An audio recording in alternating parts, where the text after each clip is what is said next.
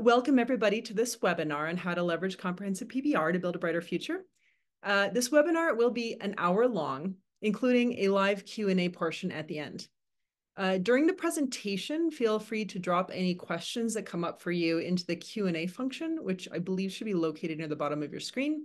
We will get to as many of those questions as we can during the Q&A. This webinar will be recorded and it will be posted online within 24 hours. So we'll send the recording link out via email to everybody who registered. And yeah, looks like my colleague Stephanie is going to be monitoring the chat and helping with the Q&A later. And she's been posting the link to the report that this webinar is based on in the chat. So feel free to download that if you would like to, if you have not already, and take a look at it now or later. So I think that we can go ahead and get started now. Yes, thank you, Cara. So there's two of us that will be co-presenting today. My name is Kaja Rebane. I am a senior associate in RMI's carbon-free electricity program, and I'm joined by my colleague and co-author, Cara Goldenberg, who is a principal in the same program. Both of us spend a lot of our time thinking about utility business model reform. So basically, how do you restructure utility incentives to improve outcomes for customers and society? And we work in some other areas of utility regulation as well. Next slide. Now, an overview of what we're going to be covering today is here, so you can kind of get oriented a bit. We're going to start off with the introduction to performance-based regulation, or PBR for short, talk a bit about the shortcomings of traditional cost of service regulation that PBR can help address. We may say COSR. I'm going to try not to, but that is the acronym. We'll then give an overview of the PBR toolkit, including some key tools that can solve problems that we've been talking about. Then we'll present the 4 pillars model of comprehensive PBR and offer just a few tips for navigating the reform process itself. We'll then end by providing a case study, which is Hawaii, which has adopted what we would consider a comprehensive PBR framework, and then we'll move to the Q&A. Go ahead to the next slide. Okay, so I will pass it over to my colleague, Cara.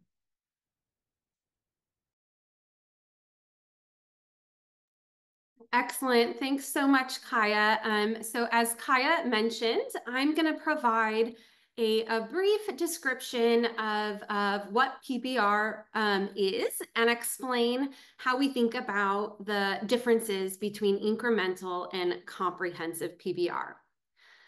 So first of all, what is performance-based regulation? PBR is a regulatory approach that seeks to better align utility incentives with the interests of customers and society. This is in contrast to the way utilities have been traditionally regulated, which is called cost of service regulation. PBR is not a new approach. It's actually been around for a number of decades, both in the US and abroad. But it's been attracting more attention recently due to the growing mismatch between the traditional way we have been regulating utilities and modern policy goals. It's also important to note here that PBR doesn't refer to a single regulatory reform, right?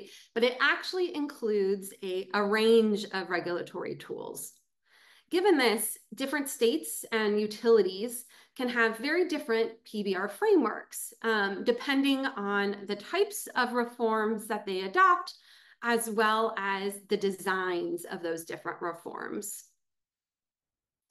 So to understand how PBR can be applied differently in states and the degree to which PBR may affect utility incentives, we think it's helpful to decipher between incremental and comprehensive PBR. So incremental PBR involves layering select PBR tools or specific PBR mechanisms onto a traditional cost of service regulation-based framework. So the model that utilities, most utilities operate under today, right? Whereas comprehensive PBR involves actually fundamentally restructuring that regulatory framework to improve the incentives it creates.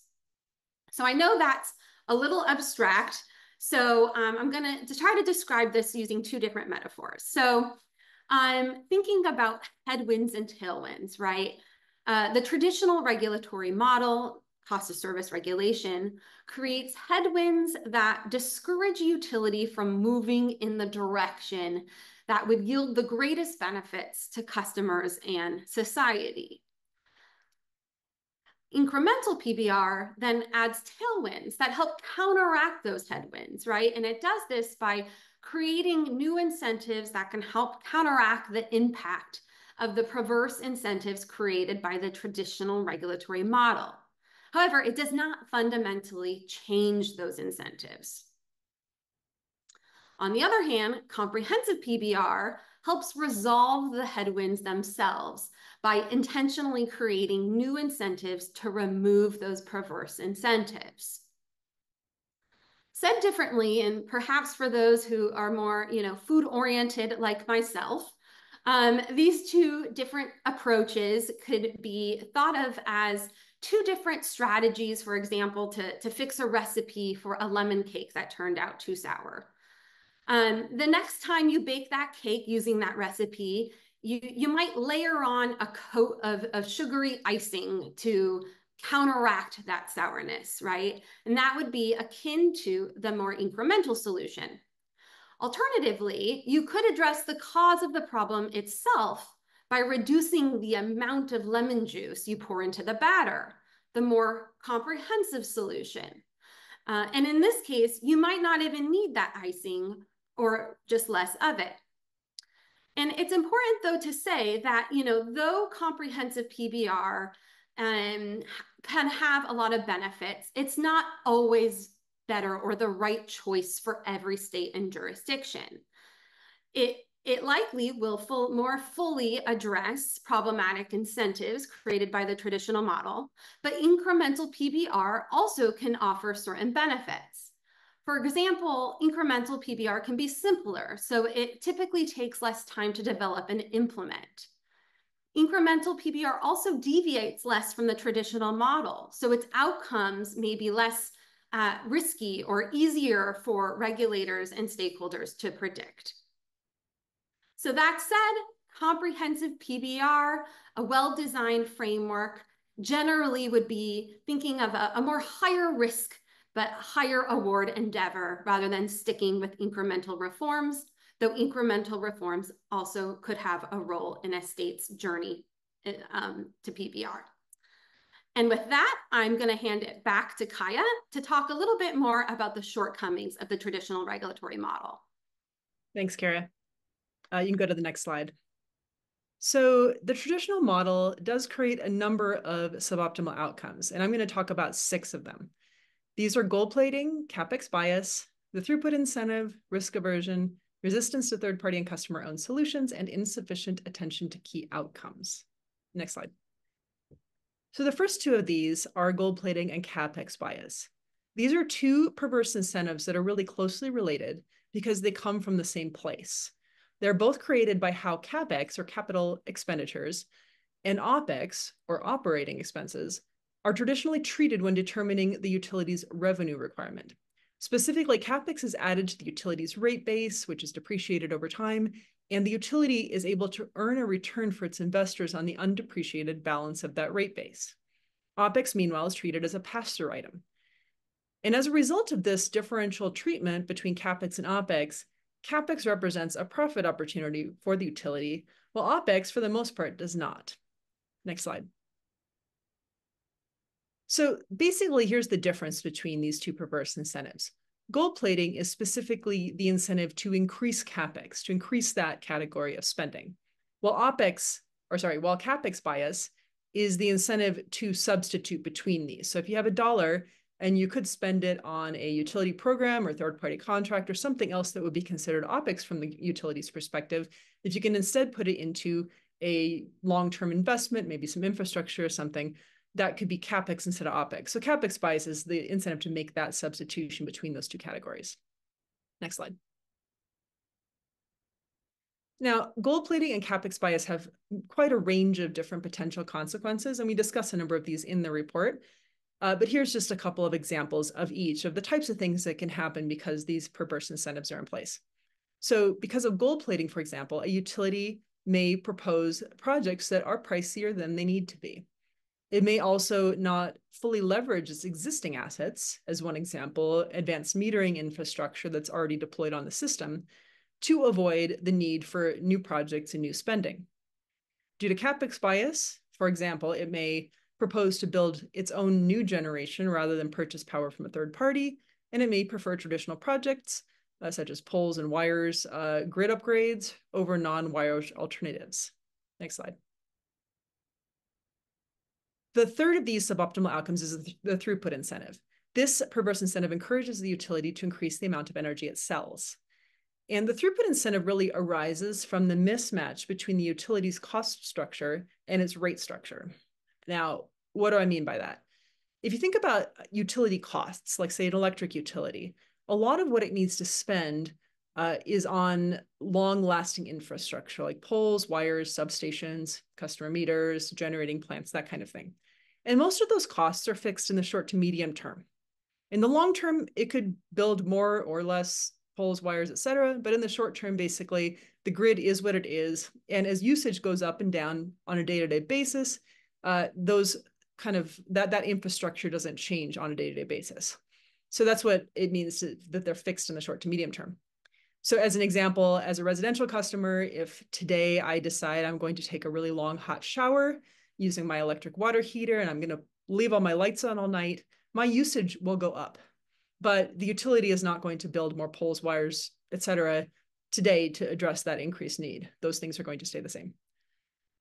But the thing is that when you get to the rate structure, most of the utilities fixed, and that's in quotes because these are, remember, fixed in the short to medium term, not the long term. Most of these fixed costs are recovered from customers via variable rates, for example, a per kilowatt hour charge in the case of a residential customer. So if I do those things, if I increase my usage by taking that long hot shower and leaving all my lights on, at the end of the month, I'm going to have to pay more to the utility because my per kilowatt hour rate is applied to the number of kilowatt hours I use, and I just used more. So at the end of the month, I'm going to give them more money, which from the utility's perspective is more revenue. And for any company, if its revenue goes up and its costs don't, what that means is that the profits go up, or at least the earnings go up, and then the utility basically gains a benefit from that. So that's basically the origin of the throughput incentive. It's that difference between the cost structure and the rate structure. Next slide. Now, the throughput incentive creates some problems because the utility can grow its profits by selling more energy, and also if it sells less energy than was expected at the time rates are set, it can actually lose financially and fail to recover all of its approved fixed costs. So this gives the utility a really understandable reason to oppose energy efficiency measures, distributed generation, and other innovations that may reduce energy sales.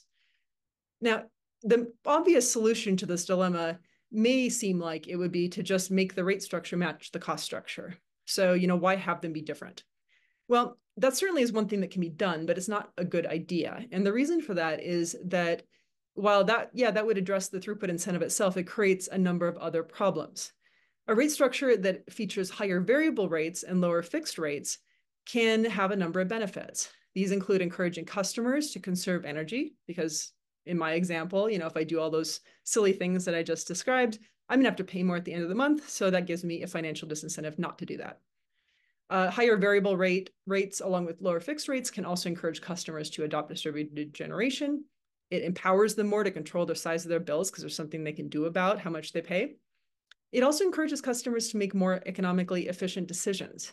And what that means is that economically efficient decision is the one that maximizes benefits in the long term for everybody. Basically, what is the most cost-effective decision I could make? So that cost-effective level of usage. And in the long run, all of the utilities costs are variable. So the more that the rates are, the more that revenues are collected via variable rates rather than fixed charges like monthly customer charges, the more economically efficient my decision-making is probably going to be.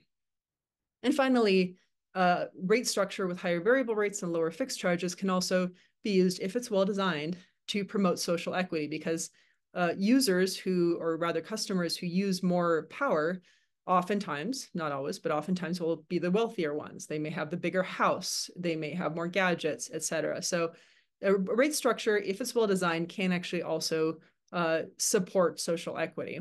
And basically helping equalize a little bit that disparity that's there in society. Next slide. Okay, risk aversion is the next one. So traditional cost of service regulation, for a number of reasons, which I'm not going to get into all of, instills a high degree of risk aversion from the utility's perspective. The utility doesn't have a lot of reason financially to innovate because it's compensated based on how much money it spends rather than the value it delivers.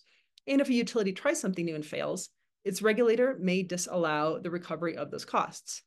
Now, just to be clear, it's not a good idea, and we're not proposing certainly that a utility should be very prone to risk either. We don't want them taking all of their ratepayer money and going to Vegas and like playing on the tables, right? That's not the point here.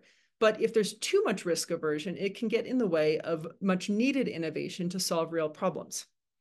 So the consequence, because of high risk aversion, could be, for example, the utility may avoid exploring non-wires alternatives and other innovations. The utility may avoid actively leveraging advanced metering infrastructure to improve how well the system functions. And it may avoid collaborating with third parties to solve problems, among other things. Next slide. Okay, the next suboptimal outcome is resistance to third-party and customer-owned solutions. Now, this is actually a joint result of 3 of the perverse incentives we've already discussed: gold plating, capex bias, and risk aversion. But we think it's pretty important because of the consequences it can have. So we think it's worth elevating and focusing on as its own, basically its own category of something that we want to avoid.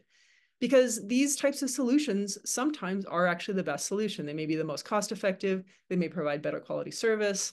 They can certainly empower customers in various ways, promote local economic development, and reduce greenhouse gas emissions. So in general, we want utilities to fully consider all the available options, including the ones that are owned by third parties and customers. So this is also, of course, a problem. Next slide. Okay, this is the last one of these: insufficient attention to key outcomes. Now, this suboptimal outcome is a little bit different than the preceding ones because rather than being an actual perverse incentive, meaning an incentive created by the existing framework that pushes in the opposite direction from where we want, those headwinds that my colleague Cara talked about a few minutes ago, rather than really pushing the utility in the wrong direction, it's just kind of the lack of an incentive. It's just that there's sort of a gap. So the thing is that utilities can actually influence quite a lot of things that matter to customers and society. As just a few examples, how it manages its call center affects customer satisfaction, how it utilizes advanced metering infrastructure shapes customer choices, and of course, its fuel mix impacts carbon emissions. But under the traditional regulatory model, the utility's business model, meaning how it actually makes money, has no direct link to its performance in these areas. Now, under the traditional regulatory framework, of course, regulators do have options and methods to try to, encourage the utility to do this or kind of push them in the right direction in many cases. So it's not that there are no tools available, but the business model itself generally doesn't have any actual link to these areas. So that can create a gap and can create less attention to these areas than one would want from a social perspective. So this can have a whole range of consequences depending on what your jurisdiction considers a key outcome. But as a few examples, this might mean that customers have more trouble getting in touch with their utility when they need to. And they may pay for advanced metering infrastructure, and that may be rate-based, but they may not receive a lot of benefit from it. And the utility, of course, may not aggressively pursue emissions reductions. Next slide. So a common question that comes up when, at least in my experience, when you start talking about these suboptimal outcomes of the traditional framework is, okay, that makes sense, but why can't the regulator just tell the utility to do better? Why can't it, for example, say, okay, we understand there's some incentives for you to maybe not aggressively pursue the most cost-efficient solution. So we're going to just tell you we want you to pick the most cost-efficient solution in every case. Please just do that. And if you don't, we may not allow cost recovery or something. Now, sometimes this could work. If they have a good idea of what that best solution is, this may well work, but it can be complicated by something called information asymmetry, which is the gap between what the utility knows and what its regulator knows. And utilities, because they run the business, they generally do know more about the options that are available, what they cost, what the risks are, et cetera, than the regulator does. And this can make it hard for regulators to know what options are available. And it is also a particular problem when utility incentives are misaligned with the regulator's goals because in those cases, the utility may be able to take advantage of the regulator's uncertainty to pursue its own financial interest. But when the utility's interest is well aligned with the interests of customers and society, it is more likely to select the best solutions from a social perspective. This is the basic premise of PBR. Next slide. And I believe I'm going to, yes, hand it back to Cara now. Thanks, Kaja, for going through all of that. So what do we do about this, right? What are our options set in terms of the different regulatory tools that can help address these perverse incentives that Kaja just went through? So we're going to provide a brief overview of these 4 key PBR tools and their primary objectives. I'm going to go through multi-year rate plans, revenue decoupling, CapEx, OpEx equalization strategies, and performance mechanisms, which include metrics, scorecards, and PIMs, or performance incentive mechanisms.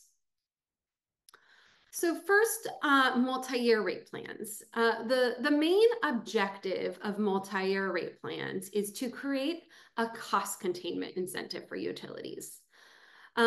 How these operate is that multi-year rate plans extend the time between rate cases, usually between 3 to 5 years. So base rates stay in place for a longer period of time before being reset. And so to incentivize cost containment, multi-year rate plans should set a limit or a cap on the amount of revenues utilities can collect from customers. If the utility finds a way to cut costs, it can benefit financially from those savings. And then when those base rates are reset at the end of a period, those cost savings then can be passed on to customers. During a multi-year rate plan, it's also important to note that base rates usually don't just stay the same, right? But are usually adjusted in a predetermined manner to accommodate utility spending needs. And these adjustments can be based on cost forecasts, on external indices like inflation, or both. However, it's important to note that the cost containment incentive and the customer benefits really depend on the design of a multi-year rate plan. The cost containment incentive is stronger, for example, when multi-year rate plans adjust rates independent of utility spending decisions. The cost containment incentive is also stronger, for example, when multi-year rate plans have a longer term, providing more opportunities for a utility to find and realize cost savings. Now, multi-year rate plans can be quite complex. So it's incredibly important that the regulatory processes used to develop them are thoughtfully designed, are inclusive, and made accessible to different stakeholders. The process to set multi-year rate plan base rates in that same vein usually take longer than traditional rate cases. However, since these happen less frequently, multi-year rate plans can decrease the total level of effort needed from PUCs and other stakeholders to set rates, allowing these stakeholders to focus on other regulatory priorities they may have, such as resilience, equity, or affordability. Multi-year rate plans often include a number of different mechanisms that have an impact on their cost containment incentive and how benefits are actually shared with customers. Given time, I'm not going to go through all of these now, but we describe each of these different mechanisms in our report if you want to learn more. Also, happy to answer any questions on these mechanisms during our Q&A session. The next tool I wanted to highlight here is revenue decoupling, which addresses the throughput incentive. Decoupling is widely adopted in the US for both electric and gas utilities. It's been used in different states for decades now, so it's not a sort of new PBR tool. And the premise of revenue decoupling is that it delinks utilities' revenues from their sales. So it can help neutralize the perverse incentive created by our rate structure that Kaja just described. And it does this by truing up utilities' fixed cost recovery to match what is approved in a rate case. And I know that uses a lot of wonky words there, right? And so we wanted to step through this in a more clear way so that you can understand how this actually operates, as it's being implemented. So here is a graphic to help illustrate this. The dotted orange line down the center of the slide is the level of revenues a utility is authorized to collect from customers to recover its approved fixed costs. So that is consistent in this case. The blue line represents a utility's actual revenue that it collects from customers, which usually doesn't match exactly what is authorized, right? But it could be more, it could be less. And so when the utility collects more than what its approved level of fixed costs, customers end up overpaying for their energy. And when the utility collects less than what is approved, the utility may be not collecting sufficient revenues to cover those fixed costs. So to address this over and under collection, revenue decoupling trues up that difference between revenues collected and what is approved by regulators. And this prevents utilities from profiting from increased sales and reduces that risk that they will not recover its approved fixed costs when sales decline. Now, Kaja just went through this, but revenue decoupling that has a number of benefits, right? Addressing that perverse incentive can remove a key barrier to energy efficiency and distributed generation. It also can provide other benefits, like providing greater revenue stability for utilities. It can generate more utility support for using time-varying rates and experimenting with those different rate structures. It also can prevent windfall profits from increases to sales, so let's say from electrification, and also can help maintain affordability. The next tool we wanted to highlight is CapEx, OpEx equalization strategies. And so, as you could imagine, these strategies help address CapEx bias that Kaja went through. And it does this by, they do this by leveling the playing field between CapEx and OpEx, ensuring that the utility has a more consistent incentive to pursue either OpEx or CapEx solutions. And so once again, given time, I'm not going to go through all of these different mechanisms that can be implemented, but we'll highlight just a few. So for example, OpEx capitalization is when a category of OpEx is amortized and the utility earns a return on it over time. So that could be, for example, demand side management spending. Another example are performance incentive mechanisms that target particular areas of OpEx, introducing an earnings opportunity for those categories that did not exist before. And another tool to highlight is TOTEX rate making, which pulls together OpEx and CapEx so the utility is indifferent when it comes to those spending decisions. Now, certain CapEx, OpEx equalization strategies can address CapEx bias more broadly than others, right? So, for example, CapEx, OpEx equalization tools can be more narrow in scope and focus on a particular cost area. And this may be easier to implement, and there could be less risk, right, in designing the tool wrong. Alternatively, tools can be more comprehensive. So for example, that TOTEX rate making mechanism has an opportunity to more thoroughly address CapEx bias by impacting a wider range of utility spending decisions. And all of these tools are described in more detail in our report if you would like to learn more. Lastly, another group of widely adopted PBR mechanisms are called performance mechanisms, which include metrics, scorecards, and performance incentive mechanisms, or PIMs. Now, these tools are quite flexible and can be targeted at a wide variety of regulatory outcomes, depending on different states' priorities. So first, we have metrics, which are specific quantifiable measures to assess a utility's performance in achieving a desired outcome. So this might be, for example, the percentage of customers enrolled in a TOU rate program, or it could be the time to interconnect distributed energy resources. These can take a number of different forms, but they really are tracking that data.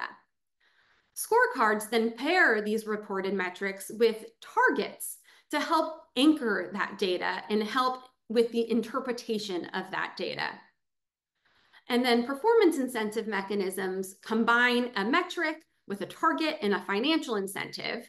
And that incentive could be either a reward or a penalty, and it could even be both, depending on the objective and sort of underlying intention behind the performance incentive mechanism. And then data reported for all three of these mechanisms can be displayed on public data dashboards to promote transparency on utility performance in certain priority areas, which in turn can increase their impact. Now, PIM financial incentives can be structured in a variety of ways that can impact utilities' actions and decisions in a particular performance area. So for example, a PIM can reward or penalize a utility by a lump sum of money if a certain level of performance is achieved. Alternatively, PIMs may be structured to gradually increase rewards or penalties over a range of performance levels. Another popular structure includes shared savings mechanisms, which can allow utilities to keep a percentage of cost savings or net benefits if utilities choose to pursue a solution that is lower in cost or has greater net benefits. Again, more details on these different performance incentive mechanism structures are included on our report if you'd like to learn more.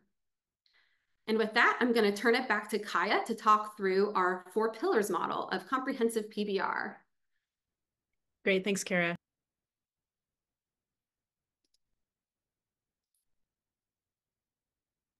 Oops, somehow I got muted. Sorry about that. Yeah, thank you, Cara, and you can go on to the next slide. So yeah, I'm going to talk a little bit about this new model that we are proposing for comprehensive PBR. But first, I just want to say a few words about why we think a new model is actually needed. So as we heard earlier, comprehensive PBR fundamentally restructures a utility's incentives to address the downsides of traditional regulation. But until this point, it hasn't always been very clear what that means. And so that's complicated the task of regulators as well as stakeholders who are interested in exploring reforms, because there hasn't really been a good roadmap or a clear definition of what makes a reform comprehensive or not. So in response to that, we would like to suggest that a comprehensive PBR framework rests on 4 pillars. And each one of these pillars addresses a different weakness of the traditional framework. Next slide. So this is the model in a nutshell. It has 4 pillars. Pillar 1 is incentivize cost efficiency. Pillar 2 is remove the throughput incentive. Pillar 3 is equalize CapEx and OpEx incentives. And number 4 is incentivize targeted outcomes. Next slide. So there are particular PBR tools that can support each one of these pillars. Pillar 1 has a whole range of different PBR tools available, which can be adopted separately, but could also be adopted in combination to really incentivize cost efficiency. These include, but are not necessarily limited to, multi-year rate plans, shared savings mechanisms, fuel cost sharing mechanisms, which we haven't mentioned yet, but are basically a type of PIM that encourages utilities to carefully manage their fuel cost by giving them some financial skin in the game where fuel costs are concerned. Also, metrics and scorecards that are focused on utility spending trends and amounts. And then, as I mentioned earlier, revenue decoupling can also contribute to cost efficiency. Pillar 2 is remove the throughput incentive. And not surprisingly, the main reform here that can be beneficial is revenue decoupling. Pillar 3, similarly, equalize CapEx and OpEx incentives can be best addressed by those CapEx, OpEx equalization strategies that Cara just discussed a couple of minutes ago. And finally, Pillar 4 is incentivize targeted outcomes. This one really speaks to that, that lack of attention to key outcomes, suboptimal outcome that I had discussed earlier, So probably the best PBR tools to address Pillar 4 are metrics, scorecards, and PIMs, although there may be other tools also that are relevant. Next slide. Okay, so based on what was just on that last slide, I mean, if you're a regulator or somebody who's been involved in regulatory processes, this is probably not what you took away from it. But in case you're fairly new to this subject, that may seem pretty straightforward. You know, there's 4 pillars. We got some mechanisms that you can put under each. You can just go ahead and adopt all of those and make that decision, be done tomorrow, and move on to other things, right? Well, in reality, it's not nearly that simple. This is for various reasons, including, as Cara already discussed earlier, that jurisdictions vary. So PBR isn't a plug and play reform. It's a whole set of tools, and those tools can be used in different ways in different jurisdictions. So it is a bit more complicated. And certainly the interactions between those tools and how they are, the specific design choices that are made also, takes time. It takes time to work through all of that, and it can be complicated. So to help folks move forward in this process, we just wanted to offer a couple of suggestions. And once again, these are discussed at more length in the report. But the first one is to restructure the reform process to make it more manageable. So the process itself can be broken down into a series of steps to make it kind of more bite-sized and sequence the steps that are needed in a useful manner. And for example, we would suggest that one way that regulators could approach this is to first identify the outcomes that you would like the regulatory framework to achieve, then assess your existing regulatory framework according to those outcomes to see which ones it's doing well on and which ones maybe you're not achieving currently. Then you can consider different reforms that could address the identified needs. Next step could be to take a portfolio approach to PBR design. So really thinking about all of the potential mechanisms together in order to address all of the identified needs. And then finally, to evaluate the joint impacts of potential reforms that you are considering. And this could involve certainly a qualitative consideration of different reform measures and how they might interact, but it can also be a good idea to use some quantitative modeling to really explore, if you adopt these 3 reforms, how might they interact? What might the impacts be on customers? What might be the impacts be on the utility's financial health? What might happen under different possible futures? And we do think that the 4 pillars model could be helpful to both regulators and stakeholders at each stage of this process. Next slide. Another suggestion is to not consider PBR in isolation, but consider it in conjunction with other synergistic reforms. And the reason for that is that PBR can be a powerful method to use, but it's not the answer to every regulatory problem. And even a well-designed, comprehensive PBR framework will likely achieve the best results when it is adopted with other synergistic reforms. For example, these could include widening opportunities for stakeholder input, adopting policies that encourage the utility to innovate, as well as potentially third parties to offer innovative ideas, updating planning and procurement processes, and also possibly expanding the authority and responsibilities of the regulatory commission itself. So the basic idea here is just that PBR is really useful, but it's not a silver bullet. And we don't expect certainly a regulator to be able to tackle all these things at once. Obviously, choices must be made and things must be sequenced. But taking that kind of broader view before zeroing in on PBR, or perhaps one of these other things for attention first, can help kind of the whole process move forward more smoothly. Next slide. And with this, I will hand it back to Cara. Excellent. Thanks, Kaja. So to finish us off here, in the report, we include a case study of Hawaii, and we use this as an example to illustrate what comprehensive PBR could look like.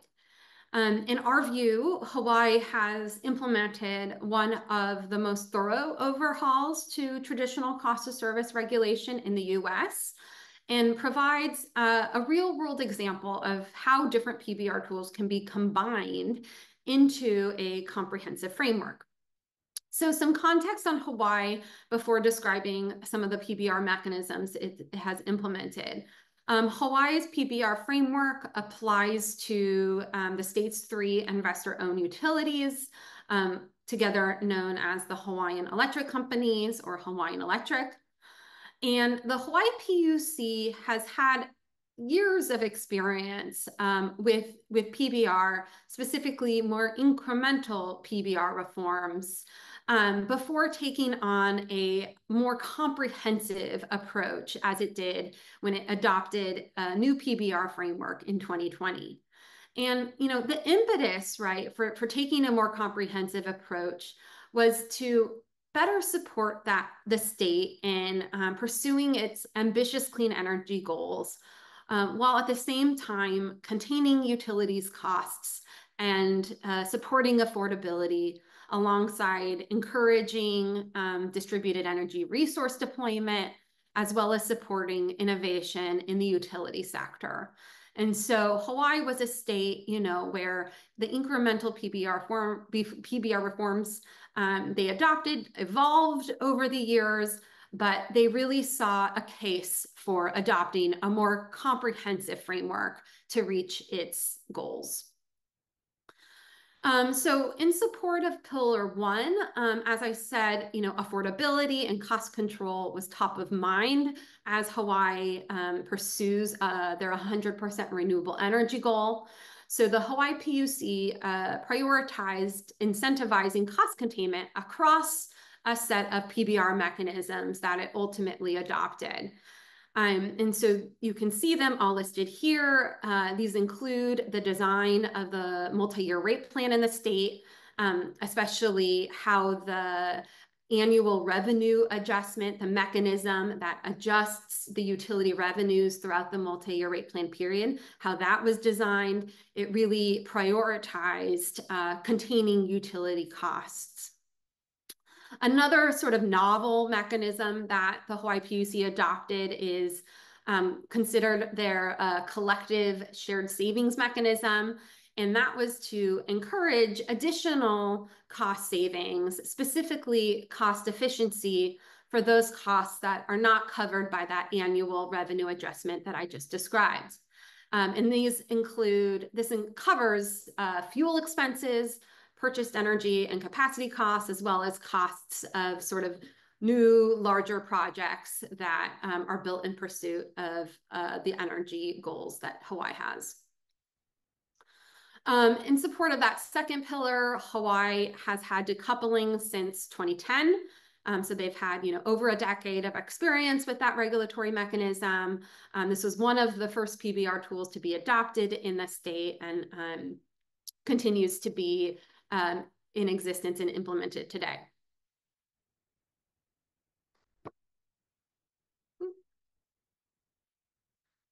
Okay, sorry about that. My computer froze for a moment. So in support of Pillar 3, to equalize CapEx and OpEx incentives, the Hawaii PUC has adopted a number of different mechanisms. For example, it's adopted specific PIMs that support CapEx, OpEx equalization. These include grid services PIM, shared savings mechanism to incent cost-effective procurement of renewable energy, as well as performance metrics focused on things such as non-wires alternatives. There also have been other modifications to different parts of the PBR framework to address CapEx, OpEx equalization. However, as Hawaii's PBR framework continues to evolve, additional reforms could be adopted to better support this pillar. And lastly, under Pillar 4, Hawaii has several performance mechanisms focused on 3 overarching regulatory goals and 12 priority outcomes that are nested under these goals. And these outcomes cover a range of different utility performance areas, including, you know, utility planning, utility operations, but sort of various components of the utility business. And these goals and outcomes were adopted early in the PBR design process and really served as sort of the guiding posts along the way when the PBR framework was being developed. And there are a number of performance mechanisms that are adopted today that support these priority outcomes. You'll be able to find in the report a table that lists these different outcomes and different mechanisms that have been adopted to support them. Just to highlight a few, for interconnection experience, DERs are incredibly important in Hawaii. Hawaii has, for example, adopted a performance incentive mechanism focused on incentivizing faster interconnection of DERs. For greenhouse gas reduction, also very important for the state of Hawaii in terms of their state policy goals. The PUC adopted a performance incentive mechanism that incentivizes the utility to procure renewable energy beyond what is required by the state's RPS. So Hawaii is definitely an interesting story. We'll continue to look at how that PBR framework evolves over time, as well as what pieces of Hawaii's PBR framework is sort of picked up in other states as they explore how PBR might be implemented. But with that, I know that was a lot of information. We are going to open it up to Q&A. I'm going to stop sharing my screen, and I'm going to invite my colleague Stephanie to join Kaja and I here. And we're going to start to look at the Q&A that was added to the chat. Yes, thanks, Cara. If you have questions, please continue to add them to the Q&A, and we will try and address as many questions as folks have as possible. I will start with my first question, which is, what other jurisdictions besides Hawaii have PBR frameworks that you think could be good examples for others to follow? You want to start off, Cara, and I can add, or vice versa? No, go for it, Kaja. Okay. Well, so there are, I mean, PBR is something that has been in place in many places for quite a long time, and there's a lot of variation. So I think it depends a little bit on what aspect of PBR you're interested in. You know, are you thinking about multi-year rate plans? Are you specifically interested in PIMs? If PIMs, like what kind of PIM? So I think that answer is, it depends. But there are a lot of examples out there, and I can just list a few that come to mind for me. Within the United States, there's quite a lot of experience with PBR. For example, I mean, besides just Hawaii and say New York has quite a bit of experience.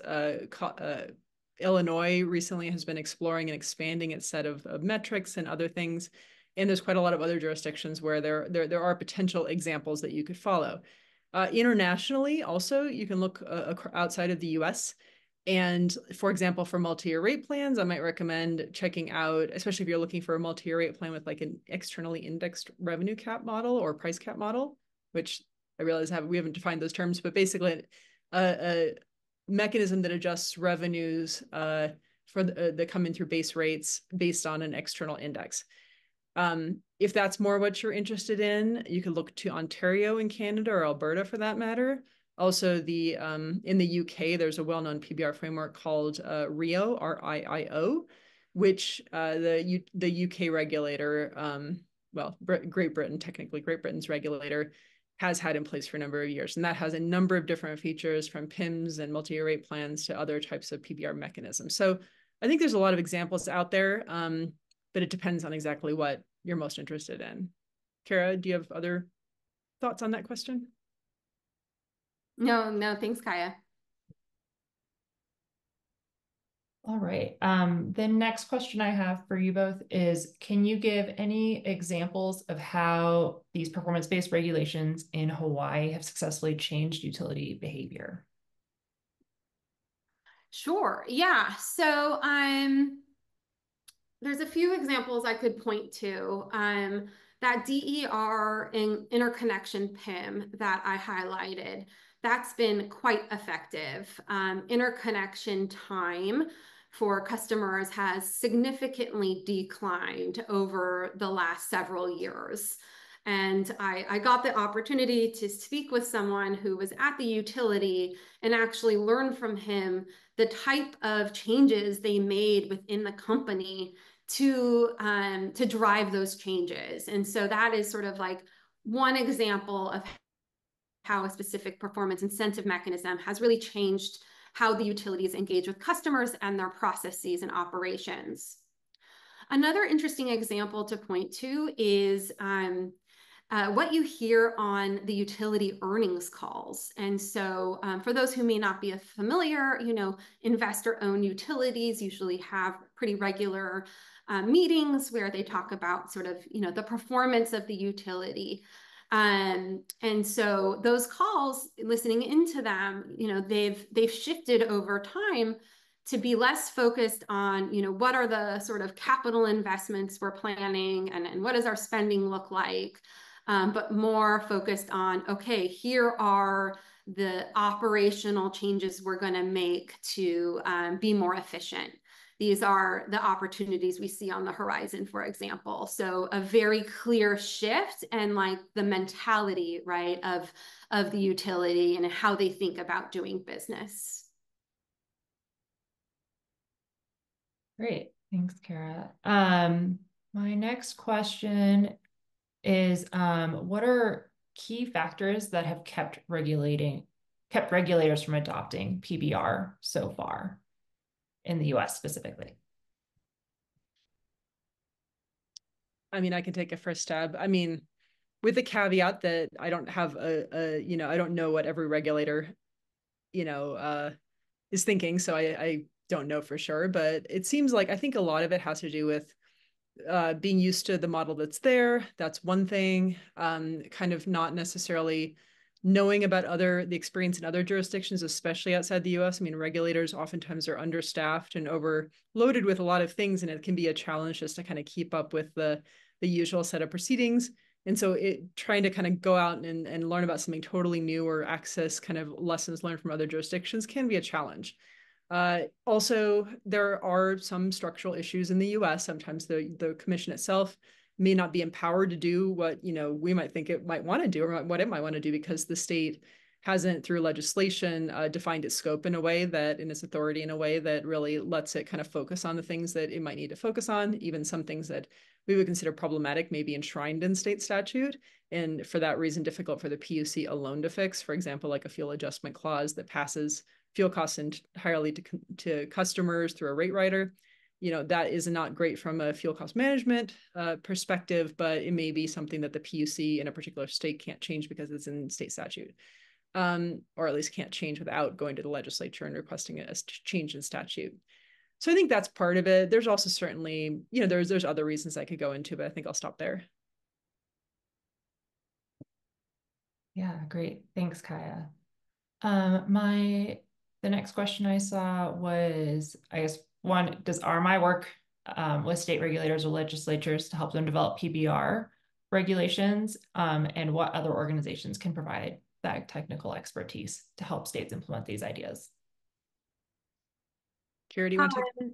Sure. Yeah. Yes, we do. We work with state regulators. Probably should have clarified this, but I, for example, have worked with the Hawaii PUC in the past to develop the PBR framework that's been adopted there. We've also worked with other state regulators in different states, as well as consumer advocates in states as well.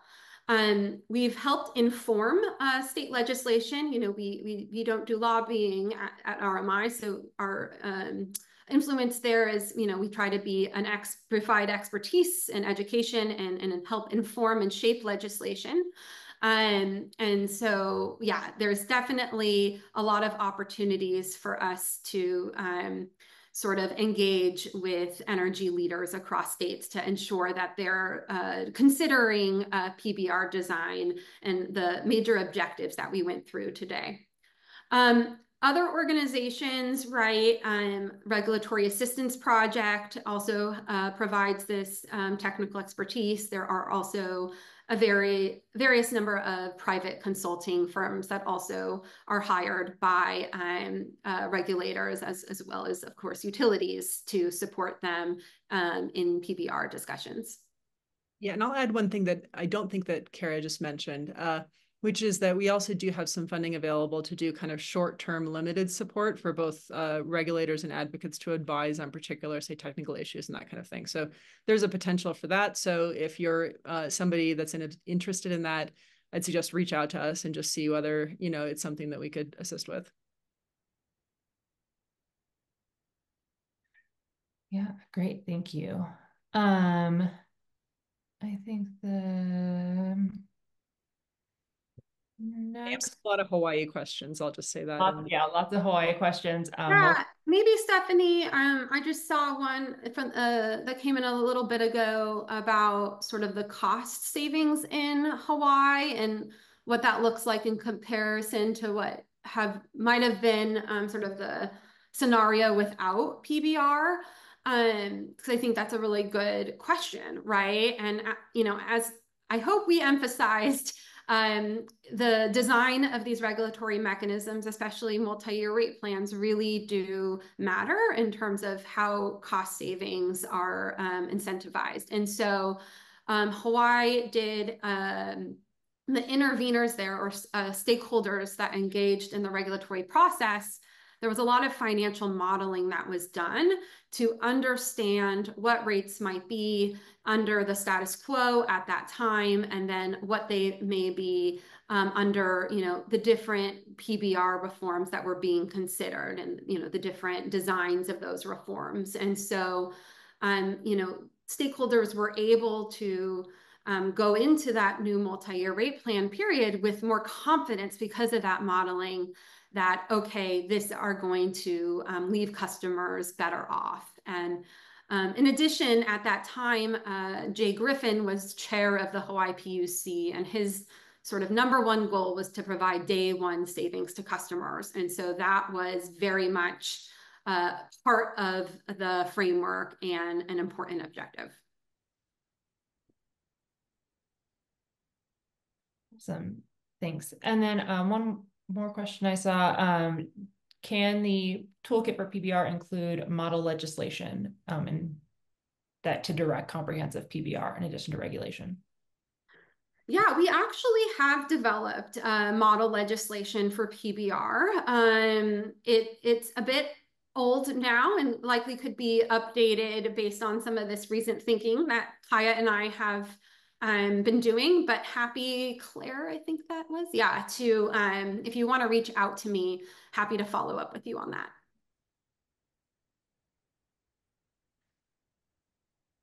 Great. Thanks.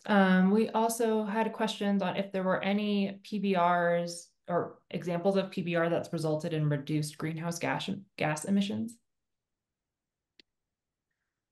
Yeah, I can take a stab at this. I mean, it depends on what's being tracked, right? Like, if you have a performance metric that is tracking greenhouse gas reductions, that might give more transparency in terms of what the regulatory framework, how the regulatory framework is driving greenhouse gas emission reductions. However, it might be hard to isolate PBR in terms of what's driving that versus other impacts, right? Thinking about fuel costs or how the utility operates their grid and dispatches resources.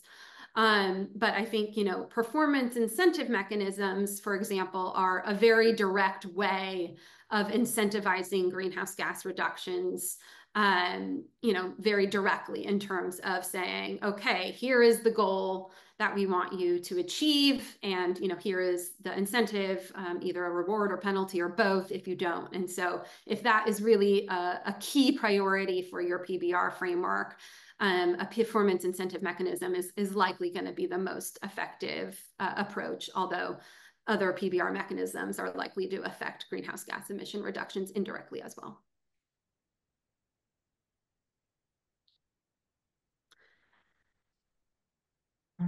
Great.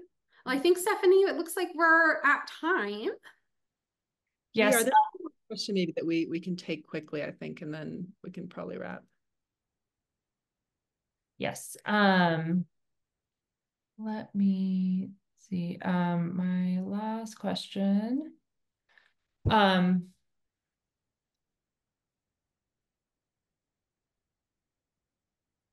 Actually, sorry, I'm going to ask one more question. And then if we didn't get to your question, we'll try and follow up offline, or I think there are a couple of you we can reach out to. Appreciate it.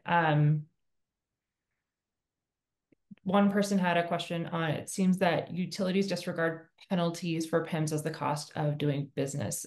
Any suggestions on how to combat that?